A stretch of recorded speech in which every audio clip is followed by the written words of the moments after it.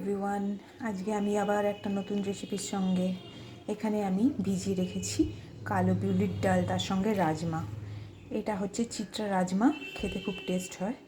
সারা রাত আমি ভিজিয়ে রেখেছি, খুব ভালো করে 7-8 বার জল দিয়ে রগড়ে রগড়ে ধুয়ে নিয়েছি। এখন আমি এটা প্রেসারে সিটি মারবো।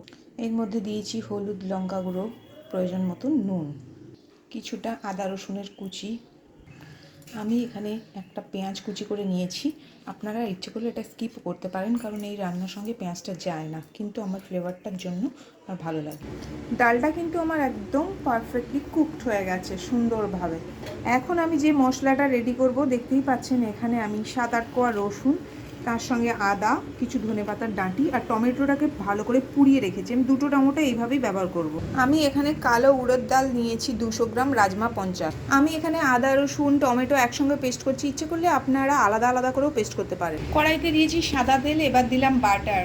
আমরা এখন স্বাস্থ্য সচেতন হয়ে গেছি, সেই জন্য একটু আমাদের বুঝে সুঝে এগুলোকে ব্যবহার করতে হবে। আর দিচ্ছি খুব সামান্য পরিমাণ দেশি ঘি, এতে ফ্লেভারটা খুব ভালো আসবে। শুকনো লঙ্কা জিরা দেওয়ার পর দিচ্ছি কিছুটা লাল লঙ্কার গুঁড়ো, বেটে রাখা মশলা খুব ভালো করে মিশিয়ে নেব। সামান্য হিং হজমে সাহায্য করে, জিরে ধনের গুঁড়ো 1 চামচ, তেল ছেড়ে আসছে, ভালো করে কষাতে হবে। এখন আমি দেবো কিছুটা মিট মশলা আর সামান্য কাসুরি মেথি, এতে কিন্তু ফ্লেভারটা দারুণ। এইভাবে আপনারা রান্না করে দেখুন, আশা করি আপনাদের খুবই ভালো লাগবে। এর ফ্লেভারটা এত সুন্দর আসে যে কি বলবো।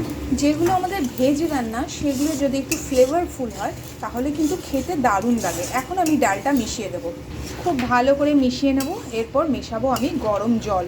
গরম জল দিয়ে প্রায় 20 মিনিট মতো এটাকে ফুটাতে হবে। যত বেশি ফুটবে তত এটার টেস্টটা বেড়ে যাবে। গরম জল দিয়ে দিলাম, এটা আমি ঢাকনা চাপা দিয়ে ফুটতে দেবো। দিচ্ছি আমি পরিমাণ মতো আর একটু নুন আর একটু হানি, অ্যাড করলাম হানি। এবারে দিয়ে দেবো ফ্রেশ ক্রিম।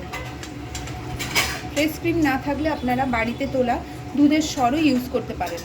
দেখতেই পাচ্ছেন ডালটা কতটা ক্রিমি টাইপের হয়েছে। এখন আমি এর উপর দিয়ে ছড়িয়ে দেবো ফ্রেশ ক্রিম।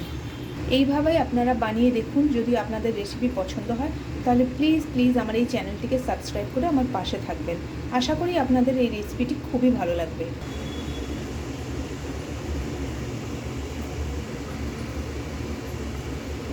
নামাবার আগে কিন্তু বাটার কিছুটা দিতেই হবে।